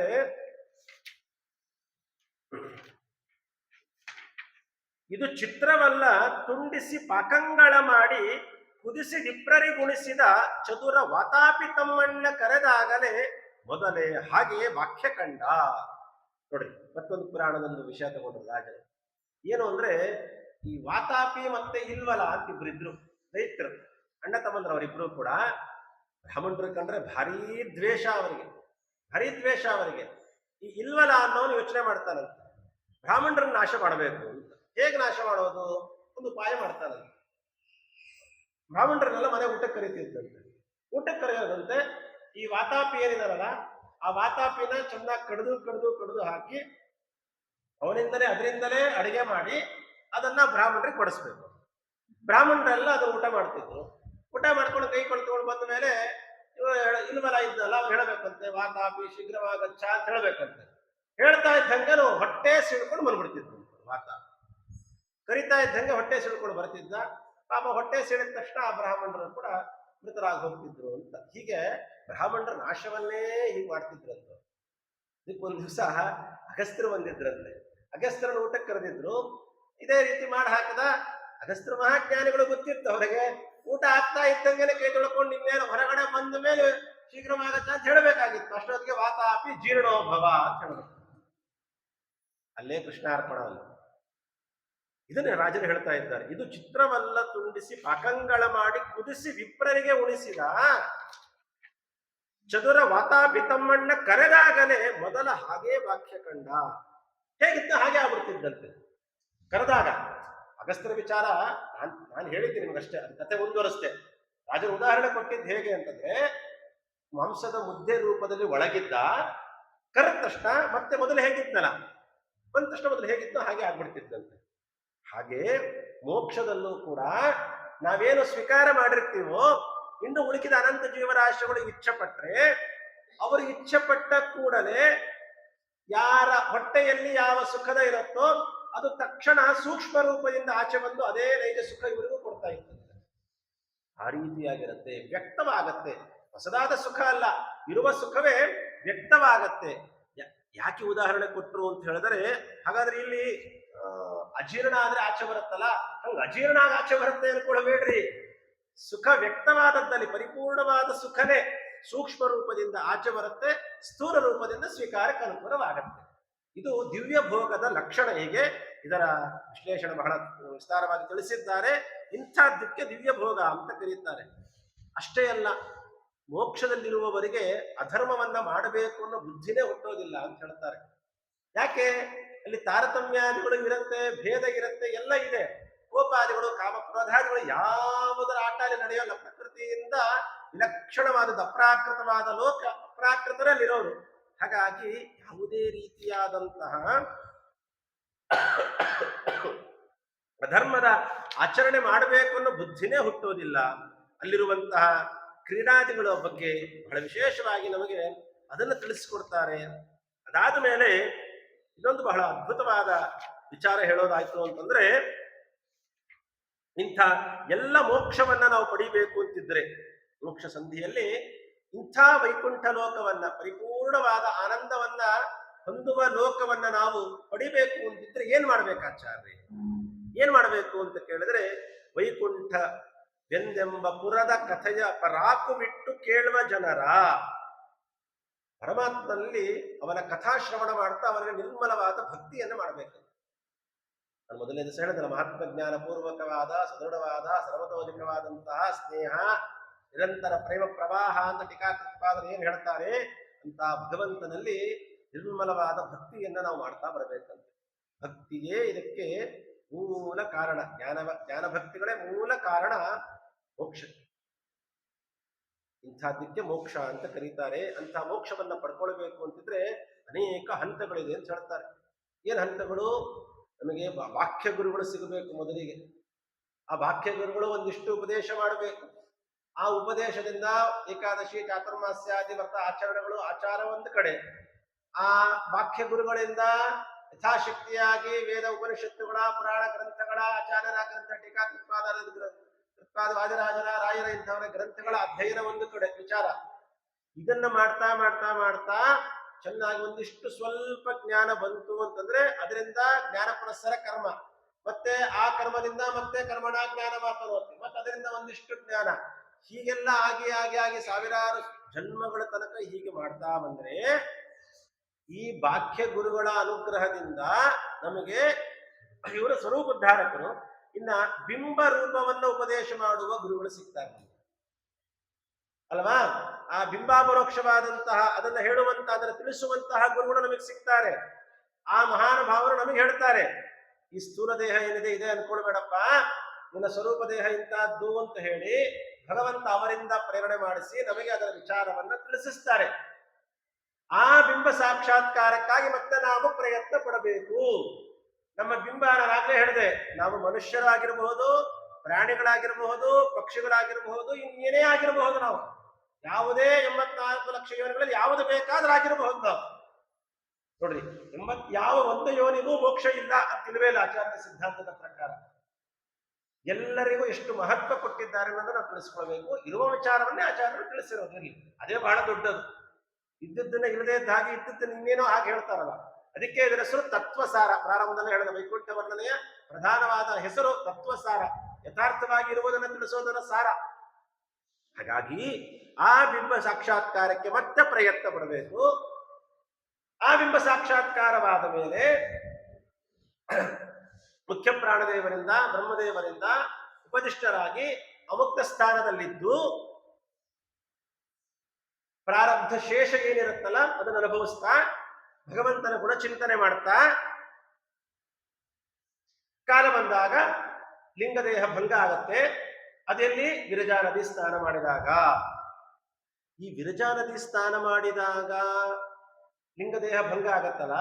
ಈಗೇನು ಹೇಳಿದಲ್ಲ, ಸಪ್ತಧಾಮಗಳು ಪ್ರಾಕಾರಗಳು, ಆ ಕಡೆ ಅಯೋಧ್ಯ ಪಟ್ಟಣ, ಮಧ್ಯದಲ್ಲಿ ವಿರಜಾ ನದಿ ಅಂತ ಏನು ಹೇಳಿದ್ವಲ್ಲ, ಈ ನದಿಯಲ್ಲಿ ಬ್ರಹ್ಮಾಂಡದ ಒಳಗಿನ ಚಿಂತನೆ ಇದು. ಇಲ್ಲಿ ವಿರಜಾ ನದಿ ಸ್ನಾನ ಮಾಡೋರು ಯಾರು ಗೊತ್ತಾ? ಪ್ರತೀಕಾಲಂಬನರು. ಪ್ರತೀಕದಲ್ಲಿ ಭಗವಂತನ ಚಿಂತನೆ ಮಾಡುವ ದೇವತೆಗಳನ್ನು ಹೊರತುಪಡಿಸಿ, ಅಂದ್ರೆ ಯೋಗ್ಯತೆಯಲ್ಲಿ ಕಮ್ಮಿ, ದೇವತೆಗಳಿಗಿಂತಲೂ ಕಮ್ಮಿ ಇರುವಂತಹ ದೇವತೆಗಳು ಉಳುಕಿದವರು. ಇವರುಗಳು ಸ್ನಾನ ಮಾಡೋದು ಈ ವಿರಜಾ ನದಿ ಸ್ನಾನ. ಇಲ್ಲಿ ಈ ಅಪ್ರತೀಕಾಲಂಬನೆಲ್ಲ ಇದ್ದಾರಲ್ಲ, ಪ್ರಧಾನ ಪರಮ ವ್ಯೋಮ ಅಂತರಾಹ ವಿರಜಾ ನದಿ ಅಂತ ಹೇಳ್ತಾರ. ಅದ್ಯಾವುದು ಅಂತ ಹೇಳಿದ್ರೆ ಬ್ರಹ್ಮಾಂಡದ ಆಚೆ ಬದಿಯಲ್ಲಿ 9 ಆವರಣಗಳೇನು ಹೇಳ್ತಾರಲ್ಲ, ಅದರಲ್ಲಿ ಅಲ್ಲಿ ಪ್ರಧಾನ ಅಂದ್ರೆ ಆಚಾರ್ಯರು ಹೇಳ್ತಾರೆ, ಪ್ರಧಾನ ಶಬ್ದಕ್ಕೆ ಅವ್ಯಾಕೃತ ಆಕಾಶ, ಅವ್ಯಾಕೃತ ಆಕಾಶ. ಅದಾದ್ಮೇಲೆ ಪರಮ ವ್ಯೋಮ ಮೋಕ್ಷದ ಸ್ಥಾನ. ಅರ್ಥಾತ್ ಅವೆರಡರ ಮಧ್ಯದಲ್ಲಿ ಅಲ್ಲೂ ಲಕ್ಷ್ಮೀದೇವಿಯೇ ಇದೇ ವಿರಜಾ ನದಿ ಪ್ರಳಯವಾದ ಮೇಲೆ ಅಲ್ಲಿ ವ್ಯಕ್ತಳಾಗ್ತಾಳೆ. ಅಲ್ಲಿ ಪ್ರತೀಕಾಲಂಬರು ಅಲ್ಲಿ ಸ್ನಾನವನ್ನ ಮಾಡಿ ಅಲ್ಲಿ ಲಿಂಗದೇಹವನ್ನು ಬಂಧ ಮಾಡ್ಕೊಳ್ತಾರೆ. ವಿಷಯ ಬಹಳ ದೊಡ್ಡದಿದು. ಹೇಳಿದೆ, ಯಾಕೆ ಹೇಳಿದೆ ಅಂತಂದ್ರೆ ಪ್ರತೀಕಾಲಂಬರಾಗಿರುವುದು ಒಟ್ಟಾರೆ ವಿರಜಾ ನದಿ ಸ್ನಾನದಿಂದ ಲಿಂಗದೇಹ ಬಂಧ ಮಾಡ್ತಾರೆ. ಇನ್ನೂ ವಿಸ್ತಾರ ಮಾಡಿ ಹೇಳೋದಾದ್ರೆ, ಯೋಗ್ಯತೆ ಬಹಳ ಉತ್ತಮ ಇರೋರಿಗೆ ಅಂಥವರಿಗೆ ಮಾತ್ರ ವಿರಜಾ ನದಿ ಮುಖಾಂತರ ಲಿಂಗದೇಹ ಭಂಗ. ಈ ನೋಡ್ರಿ, ತಮೋಯೋಗ್ಯರಿಗೆ ಹುಂಕಾರದಿಂದ ಗದಾಪ್ರಹಾರದಿಂದ, ಇನ್ನು ಮೋಕ್ಷವನ್ನೇ ಹೊಂದುವಂತ ಜೀವರಾಶಿಗಳಲ್ಲಿ ಎಲ್ಲರಿಗೂ ವಿರಜಾ ನದಿ ಸ್ಥಾನದಿಂದಲೇ ಲಿಂಗದೇಹ ಭಂಗ ಆಗ್ಬೇಕು ಅಂತಿಲ್ಲ. ಕೆಲವರು ಹಾಗೇನೆ ಆ ಲಿಂಗದೇಹ ಭಂಗ ಹಾಗೇ ಬಿಡುತ್ತಂತೆ, ಆ ಚರ್ಮ ಬಿಟ್ಕೊಂಡ್ ಬಿಡುತ್ತಂತೆ. ಸ್ಥೂಲ ದೇಹ ಹೋಗಿ ಅನಿರುದ್ಧ ದೇಹ ಹೋಗಿ ಲಿಂಗದೇಹ ಹಾಗೆ ಬಿಟ್ಕೊಳತ್ತಂತೆ. ಈ ಸರ್ಪಗಳು ತಮ್ಮ ಪೊರೆನ ಹೇಗೆ ಬಿಟ್ಕೊಂಡ್ ಬಿಡುತ್ತೋ ಆ ಲಿಂಗದೇವನ ಹಾಗೇ ಬಿಟ್ಕೊಂಡ್ ಬಿಡುತ್ತಂತೆ. ಈ ಲಿಂಗದೇಹ ಏನ್ ಗೊತ್ತಾ, ಸ್ವರೂಪ ದೇಹ ಯಾವುದಿರುತ್ತೋ ಹಾಗೇ ಲಿಂಗದೇಹವು ಹಾಗೇ ಇರುತ್ತೆ, ಅದೇ ತರನೇ ಇರುತ್ತೆ. ಅದಕ್ಕೆ ಲಿಂಗದೇಹ ಅಂತ ಕರೆಯೋದು. ಲೀಲವಾದದ್ದನ್ನು ನಮಗೆ ತೋರಿಸಿಕೊಡುತ್ತೆ, ಒಳಗೆ ಇದ್ದ ಸ್ವರೂಪವನ್ನ ತೋರಿಸಿಕೊಡುವ ದೇಹ, ಅದಕ್ಕೆ ಲಿಂಗದೇಹ ಅಂತ ಕರೆಯೋದು. ಇಂಥ ಲಿಂಗದೇಹವನ್ನ ಭಂಗ ಆಗಬೇಕು ನಮಗೆ. ಬಿಂಬಾಪರೋಕ್ಷ ಅದರ ಸಾಧನೆ, ಭಗವಂತನ ಸಾಕ್ಷಾತ್ಕಾರ, ಪ್ರಾರಬ್ಧ ಶೇಷವನ್ನು ಅನುಭವಿಸಿ ಮತ್ತು ಗುಣಚಿಂತನೆ, ಬ್ರಹ್ಮದೇವರ ಉಪದೇಶ, ಅದಾದ್ಮೇಲೆ ವಿರಜಾ ನದಿ ಸ್ನಾನ ಪ್ರಧಾನ ಬಿಟ್ಕೊಡ್ರಿ. ಅದರ ಮುಖಾಂತರ ಲಿಂಗದೇಹ ಭಂಗ. ನದಿಯ ಒಳಗೆ ಸ್ನಾನ ಮಾಡಿದ್ರೆ ಸಾಕಂತೆ, ಮುಳುಗಿದ್ರೆ ಆ ಚರ್ಮ ಹಾಗೆ ಬಿಟ್ಕೊಂಡು ತಿಳ್ಕೊಂಡು ಹೋಗ್ತಾ ಇರುತ್ತೆ. ಭಂಗ ಆಯ್ತು ಅಂತ ಸಾಕು. ಇಷ್ಟಕ್ಕೆ ಅನ್ಕೊಳ್ಬೇಡ್ರಿ, ಲಿಂಗದೇಹ ಭಂಗವನ್ನು ಒಂದು ರೀತಿಯ ಮೋಕ್ಷ ಅಂತ ಕರೀತಾರೆ, ಇಲ್ಲ ಅಂತಲ್ಲ. ಅದಾದ ಮೇಲೆ ಲಿಂಗದೇಹ ಭಂಗವಾದ ಮೇಲೆ ಪ್ರಳಯ ಕಾಲ, ಆ ಪ್ರಳಯ ಕಾಲದಲ್ಲಿ ಬ್ರಹ್ಮದೇವರು ನಮ್ಮನ್ನೆಲ್ಲ ಕರ್ಕೊಂಡು ಭಗವಂತನ ಉದರದೊಳಗೆ ಹೋಗ್ತಾರೆ. ಎಲ್ಲದಕ್ಕಿಂತಲೂ ಭಗವಂತನ ಇಚ್ಛಾವರಕ, ಭಗವಂತನ ಇಚ್ಛಾ ಏನಿದೆ ಇರ್ಲಿ, ಅದು ಪ್ರಧಾನವಾದಂತಹ ಆವರಕ, ಪ್ರಧಾನವಾದ ಮೋಕ್ಷ. ಇಂಥ ಅರ್ಥಾತ್ ಈ ವೈಕುಂಠ ಲೋಕ ಪ್ರಾಪ್ತಿ. ಇಂಥ ವೈಕುಂಠ ಲೋಕ ಪ್ರಾಪ್ತಿ ಆಗಬೇಕು ಅಂದ್ರೆ ಈ ಮೆಥಡ್, ಈ ಒಂದು ಕ್ರಮವನ್ನ ನಾವು ಪಾಲನೆ ಮಾಡಬೇಕು. ಎಲ್ಲದಕ್ಕೂ ಮೊಟ್ಟ ಮೊದಲು ಸಜ್ಜನರ ಸಹವಾಸವನ್ನ ಮಾಡಿ, ಗುರುಗಳನ್ನ ಆಶ್ರಯಿಸಿ, ಯಥಾವತ್ ಎಷ್ಟು ಶಕ್ತಿ ಎಷ್ಟು ಸಾಧ್ಯವೋ ಅಷ್ಟು ಭಗವಂತನ ಕಥೆಗಳನ್ನ ಶ್ರವಣ ಮಾಡ್ತಾ ಇರುವಂತಹದ್ದು, ಪಾಠ ಪ್ರವಚನದಲ್ಲಿ ರತರಾಗಿರುವಂತಹದ್ದು, ವಾಕ್ಯ ದೀಕ್ಷೆ ಅಂತರ್ದೀಕ್ಷೆಗಳನ್ನು ಇಟ್ಕೊಂಡು ಜೀವನವನ್ನ ಮಾಡ್ತಾ ಇರೋದು, ವಿಷ್ಣು ವೈಷ್ಣವರ ಸದಾ ಸೇವೆ ಮಾಡ್ತಾ ಇರುವಂತಹದ್ದು, ಎಲ್ಲವನ್ನ ಮಾಡ್ತಾ ಮಾಡ್ತಾ ಮಾಡ್ತಾ ಮಾಡ್ತಾ ಇದ್ರೆ ಭಗವಂತ ಅಲ್ಲಿಗೆ ಕರ್ಕೊಂಡು ಹೋಗ್ತಾನೆ. ಹಾಗಾಗಿ ಬಹಳ ದೊಡ್ಡದಾದಂತಹ ದೀರ್ಘವಾದಂತಹ ಪ್ರಯಾಣ ಅಂತ ನಾನು ಅದನ್ನು ಹೇಳಿದೆ ನಿನ್ನೆ. 16 ಕೋಟಿ 25 ಲಕ್ಷ ಯೋಜನ. ಇದು ಡಿಸ್ಟೆನ್ಸ್ ಇಂದಲೂ ಬಹಳ ದೂರ ಇದೆ, ಪ್ರಯತ್ನದಿಂದಲೂ ಬಹಳ ದೂರ. ಆದರೆ ಪ್ರಯತ್ನ ಅಸಾಧ್ಯ ಅಂತೇನಿಲ್ಲ. ಯಾಕೆ? ಆಚಾರ್ಯ ಶ್ರೀಮದಾಚಾರ್ಯ ಸಂತಮೇ ಜನ್ಮ ಜನ್ಮನೆ, ಆಚಾರ್ಯರ ಅನುಯಾಯಿಗಳಾಗಿ ಭಗವಂತ ನಮ್ಮನ್ನ, ವಾಯುದೇವರು ನಮ್ಮನ್ನ ಹುಟ್ಟಿಸಿದ್ದಾನೆ. ಭಗವಂತ ಸರ್ವೋತ್ತಮ, ಸರ್ವದೋಷ ದೂರ, ಅನಂತಗುಣ ಪರಿಪೂರ್ಣ, ವಾಯುದೇವರೇ ಜೀವೋತ್ತಮರು, ಜಗತ್ತು ಸತ್ಯ, ಪಂಚಭೇದ ತಾರತಮ್ಯಾದಿ ಗುಣಗಳ ತತ್ವಗಳ ಚಿಂತನೆ ಮಾಡುವಂತಹ ಒಂದು ಪರಿಸರದಲ್ಲಿ ನಮ್ಮನ್ನು ಭಗವಂತ ಇಟ್ಟಿದ್ದಾನೆ. ಅಂದ್ರೆ ಆ ದಾರಿಯಲ್ಲಿ ಎಲ್ಲೋ ಕಡೆಯಲ್ಲಿ ಇರೋದು ಮೂಲೆಯಲ್ಲಿ ನಾವು ಇದ್ದೀವಿ ಅನ್ನೋದಂತೆ ನಿಜವಾದ ಸೌಭಾಗ್ಯ ಅಂತ ತಿಳಿಬೇಕು. ಯಾಕೆ ಅದು ಹೇಗೆ ಸಾಧ್ಯ ಅಂದ್ರೆ ಆಚಾರ್ಯರ ಮಾತುಗಳನ್ನ, ಅವರವರ ಹೃದಯವನ್ನ, ಭಗವಂತನ ವಾಯುದೇವರ ಹೃದಯವನ್ನ ತಿಳಿಸಲಿಕ್ಕೆ ಬಂದವರೇ ಈ ಆರಾಧನಾ ನಾಯಕರಾದಂಥ ವಾದಿರಾಜ ತೀರ್ಥ ಶ್ರೀಪಾದಂಗಳವರು, ಸತ್ಯಭಗದರು, ಸುಧೀಂದ್ರ ತೀರ್ಥರವರ, ವ್ಯಾಸರಾಜ ಶ್ರೀಪಾದಂಗಳವರು, ಹೀಗೆ ಎಲ್ಲ ಮಹಾನುಭಾವರುಗಳು ವ್ಯಾಸರ ಮಾತನ್ನ, ಮಧ್ವರ ಮಾತನ್ನ, ವೇದಗಳ ಮಾತನ್ನ, ಉಪನಿಷತ್ತುಗಳ ಮಾತನ್ನ ನಮಗೆ ಅರ್ಥೈಸಿ ಅವರ ಅನುಗ್ರಹ ಮಾಡುವಂತೆ ಮಾಡಿ ವೈಕುಂಠದ ಲೋಕದ ಪ್ರಾಪ್ತಿಗಾಗಿ ಅವರೆಲ್ಲ ನಿಶ್ಚಯ ಆಗೋಗಿದೆ. ಅವರಿಗೆಲ್ಲರಿಗೂ ಕೂಡ ಇದನ್ನು ಹೇಳಬೇಕಾದ ಅವಶ್ಯಕತೆ ಇಲ್ಲ. ನಮ್ಮ ಮೇಲಿನ ಕಾರುಣ್ಯದಿಂದ ಇಷ್ಟೆಲ್ಲ ಗ್ರಂಥಗಳ ಮುಖಾಂತರ ರಚನೆ ಮಾಡಿ ನಮ್ಮ ಮೇಲಿನ ಅನುಗ್ರಹಕ್ಕಾಗಿ ಇಷ್ಟು ರಚನೆ ಮಾಡಿ ಕೊಟ್ಟಿದ್ದಾರೆ. ಹಾಗಾಗಿ ಇದರ ಆಶ್ರಯ ಬಹಳ ಮುಖ್ಯವಾದದ್ದು, ಬಹಳ ಅನಿವಾರ್ಯವಾದದ್ದು ನಮಗೆ.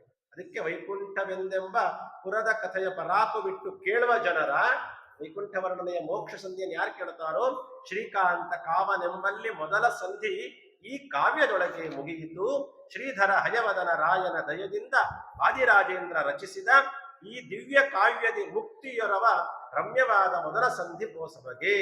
ಹಾಗಾಗಿ ಅಂತ ಏಗ್ರೀವ ದೇವರ ಅನುಗ್ರಹದಿಂದ ಯಾರು ಇದನ್ನು ಶ್ರವಣ ಮಾಡಿರ್ತಾರೋ ಅವರೆಲ್ಲರಿಗೂ ಕೂಡ ಭಯವದನಾದಂತಹ ಭಗವಂತನ ವಿಶೇಷ ಅನುಗ್ರಹದಿಂದ ಇಂಥ ವೈಕುಂಠ ಲೋಕ ಪ್ರಾಪ್ತಿಯಾಗತ್ತೆ ಅಂತ ರಾಜರು ಈ ಗ್ರಂಥದ ಮೊದಲನೇ ಸಂಧಿಯನ್ನು ಭಗವಂತನಿಗೆ ಸಮರ್ಪಣೆ ಮಾಡಿ ಇದರ ಪರಿಸ್ಥಿತಿಯನ್ನು ಕೂಡ ನಮಗೆ ತಿಳಿಸಿಕೊಟ್ಟಿದ್ದಾರೆ. ಹಾಗಾಗಿ ಇಂಥ ಯಾರು ಅತ್ಯಂತ ಶ್ರದ್ಧಾಭಕ್ತಿಗಳಿಂದ ಗುರುಗಳಲ್ಲಿ, ವಾಯುದೇವರಲ್ಲಿ, ಭಗವಂತನಲ್ಲಿ ಭಕ್ತಿಯನ್ನ ಮಾಡ್ತಾ ವಿಶೇಷವಾಗಿ ಇದನ್ನು ಶ್ರವಣ ಮಾಡಿರ್ತಾರೋ ಅವರೆಲ್ಲರಿಗೂ ಕೂಡ ವೈಕುಂಠ ಲೋಕ ಪ್ರಾಪ್ತಿಯಾಗತ್ತಂತೆ. ಹಾಗಾಗಿ ಆ ಒಂದು ಪ್ರಯತ್ನದಲ್ಲಿ ಯಥಾಮತಿಯಾಗಿ ಈ ಒಂದು 3 ದಿವಸಗಳ ಕಾಲ ನಮ್ಮ ಗುರುಗಳ ಅನುಗ್ರಹದಿಂದ, ಯೋಗ್ಯತೆ ಬಹಳ ಚಿಕ್ಕದು ಆದರೂ ಕೂಡ ರಾಜರುಗಳ ಮಾತನ್ನ ಹೇಳೋದ್ರಿಂದ ಇಷ್ಟು ವಾಕ್ಶುದ್ಧಿ ಆಗತ್ತೆ, ಮನಸ್ಸು ಶುದ್ಧಿ ಆಗತ್ತೆ ಅನ್ನುವ ಕಾರಣದಿಂದ ಪ್ರಯತ್ನವನ್ನ ಪಟ್ಟಿದ್ದೇನೆ.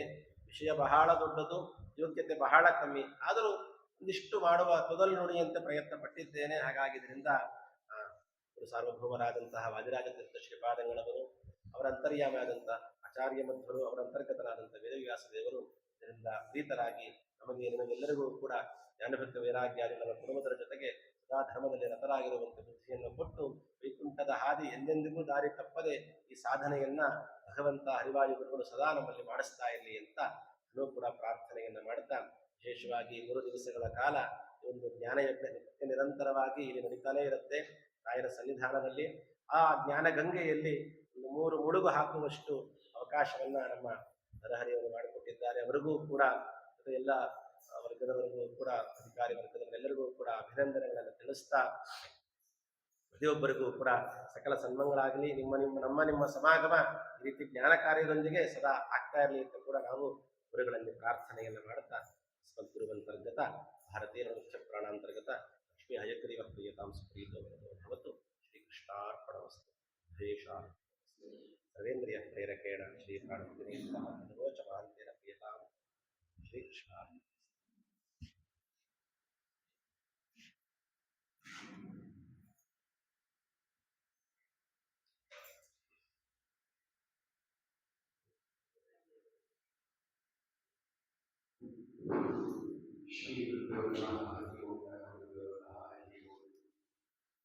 ಗುರುಗಳು ತಿಳಿಸಿದಂಗೆ ವೈಕುಂಠದ ವರ್ಣನೆ ಮಾಡಿದ ನಾವೆಲ್ಲ ನಿತ್ಯ ಬಯಸಿ ಭವ ಸಂಸಾರ ಬಿಡಿಸಪ್ಪ ಅನ್ನೋದಂತೂ ಎಲ್ಲರಿಗೂ ಅನುಭವಕ್ಕೆ ಬಂದಿದೆ.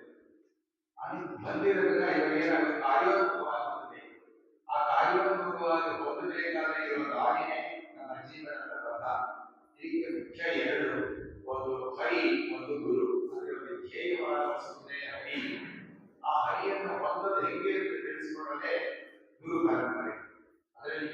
ವಿಶೇಷವಾಗಿ ಆತ್ಮ ಸಮಾಜಕ್ಕೆ ಇರುವಂತಹ ದಾರಿ ಯಾರ್ಯಾರದ್ದು ಇಲ್ಲ ಅಂಥದ್ರಲ್ಲಿ ಹುಟ್ಟಿದೀವಿ.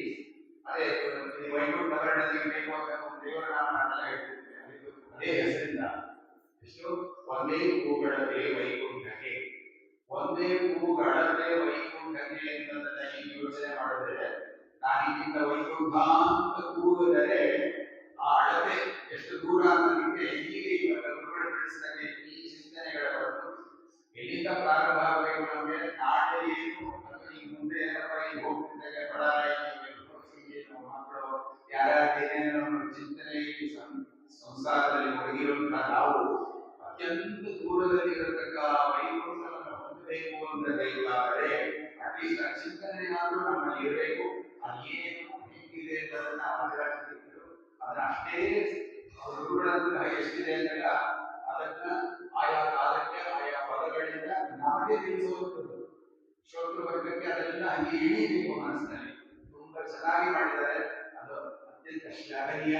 ಅವರ ಮಾತು ಹೇಳಿದ್ರು ಸಂಪರ್ಕ ಇರಲಿಲ್ಲ, ಏನೋ ಸಾಧು ಸಂಘವಾಗಲಿ ಸಾಧು ಸಂಘವಾಗಲಿ ಸಂಘದಿಂದ ಲಿಂಗದೇ ಆ ಲಿಂಗದೇ ಹೊರತು ಹೇಳ್ತೇವೆ.